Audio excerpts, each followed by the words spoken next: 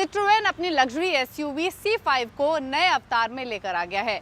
तो पहले के मुकाबले नई C5 में क्या चेंजेस किए गए हैं, फिर चाहे वो एक्सटीरियर हो या फिर इंटीरियर्स, जानने के लिए देखिए ये स्टोरी।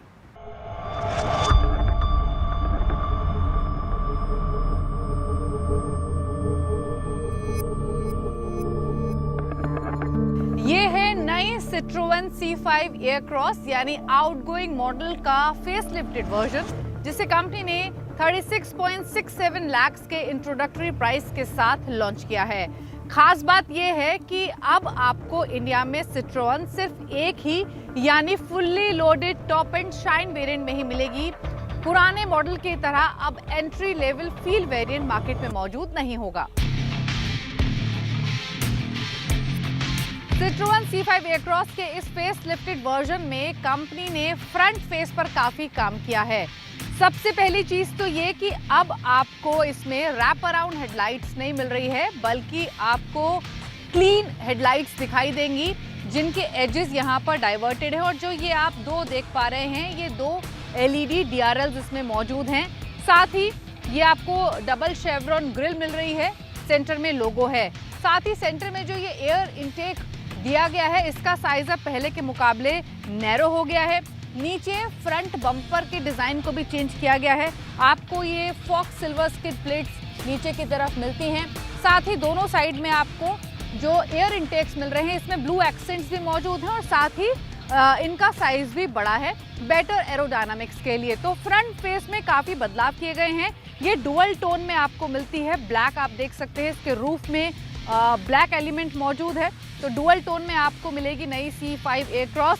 साइड प्रोफाइल इसका लार्जली अनचेंज्ड है। इसमें 18 इंच के अलॉय व्हील्स ही हैं, जिनका डिजाइन थोड़ा सा चेंज किया गया है। सिमिलरली रेयर का भी जो लुक एंड फील है वो आउटगोइंग मॉडल की तरह है, सिर्फ जो टेल लैम्प्स हैं उनके डिजाइन को चेंज किया गया है। लेकिन इस गाड़ी के इंटीरियर्स में कंपनी ने अपग्रेड किए हैं, कई नए फीचर्स भी दिए हैं। आइए वो देखते हैं।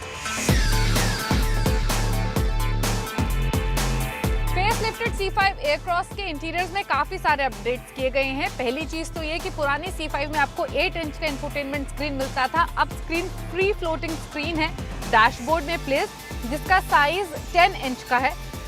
पुरानी C5 में आपको क्यूब शेप के AC वेंट्स मिलते थे, अब थोड़े से रेक्टेंगुलर शेप के मिल रहे हैं। नीचे कुछ टच बटन मौजूद हैं जो पहले भी थे, और ये बेसिकली इंफोटेनमेंट स्क्रीन को ऑपरेट करने के लिए हैं।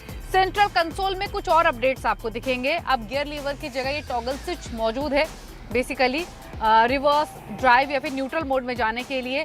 पहले एक सर्कुलर नॉब होता था ड्राइव मोड को चेंज करने के लिए, अब सेंट्रल कंसोल में ये ड्राइव मोड के लिए एक रेक्टेंगुलर बटन मौजूद है। अगर आप इंस्ट्रूमेंट क्लस्टर की बात करेंगे तो पहले की तरह ये पूरा डिजिटल है, लेकिन इसमें ग्राफिक्स और जो इंटरफेस है उसको अपडेट किया गया है।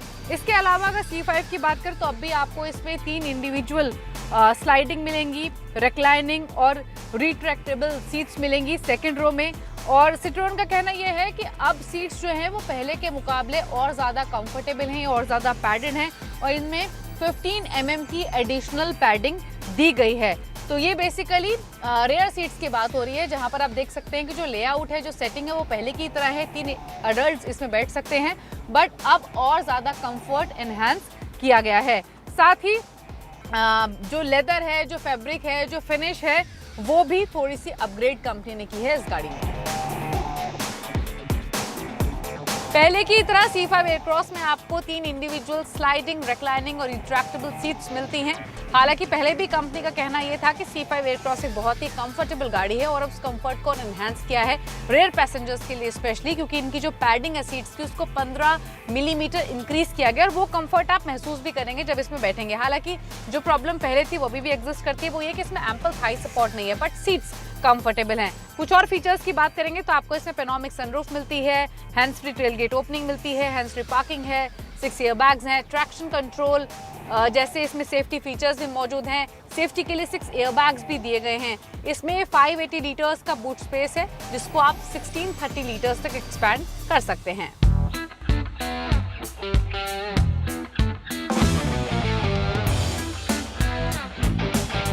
सिट्रोएन C5 एयरक्रॉस आपको पहले वाले ही डीजल इंजन से लेस मिलेगी, यानी इसमें 2000 सीसी का डीजल इंजन है जो 177 HP की पावर और 400 Nm का टॉर्क लैंड करता है।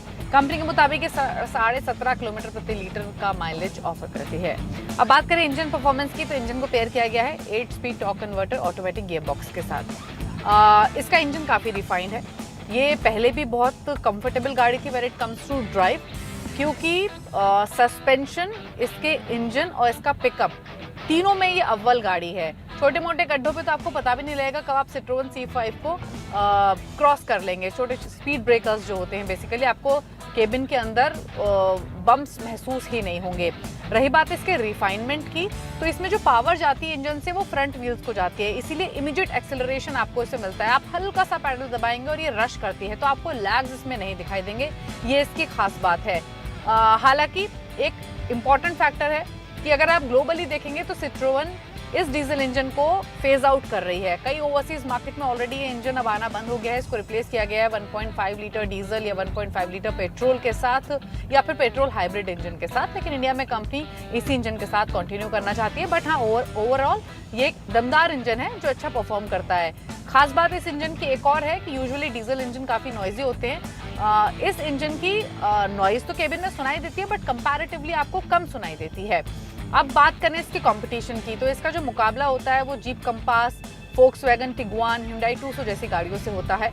आपको jeep compass, Hyundai Tucson petrol diesel दोनों ऑफरिंग के साथ मिलती है, लेकिन जो टिगुआन है वो सिर्फ पेट्रोल इंजन में आती है, और जो C5 एयरक्रॉस है ये सिर्फ डीजल इंजन ऑप्शन के साथ आपको मिलेगी।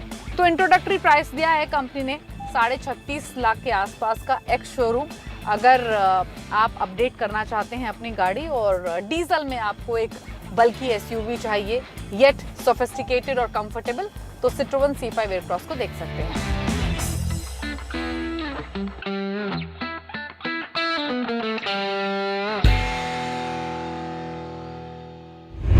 बारिश के मौसम में टायर्स का खास ख्याल रखना चाहिए, क्योंकि अगर टायर्स की सेहत अच्छी नहीं होगी तो गाड़ी की परफॉर्मेंस पर तो असर पड़ेगा ही, साथ के साथ स्लिप होने का भी खतरा बना रहता है। तो ऐसी वो कौन सी बातें हैं जिनका खास ख्याल रखना चाहिए टायर्स के लिए जब बारिश होती है?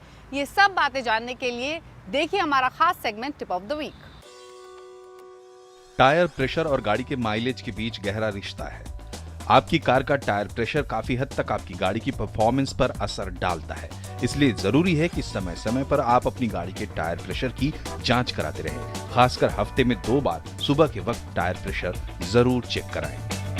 गाड़ी के टायर को हर 6 महीने या 8 से 10,000 किलोमीटर चलने पर रोटेशन करवाना बहुत जरूरी है। इससे चारों टायर की ग्रिप एक समान रहती है। टायर के रोटेशन में स्पेयर व्हील को भी शामिल करें। कंपनी की तरफ से दिए गए टायर साइज के अनुसार ही टायर लगवाएं। बड़े साइज के टायर लगवाने से बॉडी में टच होने का खतरा रहता है। साथ ही लो प्रोफाइल के टायर लगवाने से ग्राउंड क्लियरेंस कम हो जाती है। दोनों ही हालत में गाड़ी की परफॉर्मेंस और माइलेज पर असर पड़ता है।